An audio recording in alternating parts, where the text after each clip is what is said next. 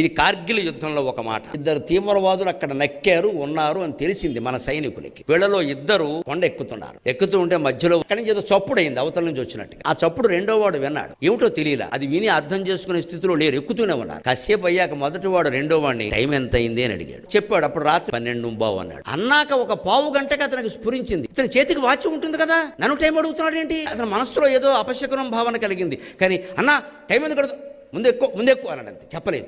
అవతలకి వెళ్ళాక అవతల ఉన్న ముగ్గురు తీవ్రవాదులను మట్టి పెట్టాక విశ్రాంతి తీసుకుందుకు అవకాశం దొరికాక చెప్పేట, ఇందాక టప్మని సౌండ్ వచ్చింది చూసావా, ఒక తుపాకీ గుండు నా చెయ్యిని తాకింది, వాచి ఉన్న చెయ్యి విరిగిపోయింది, ఆ చెయ్యి ఇదిగోని సంచిలోంచి తీసి ఇచ్చాట.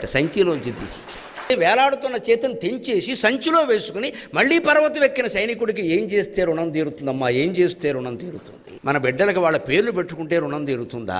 మన బిడ్డలను అలా తయారు చేస్తేనే రుణం తీరుతుంది.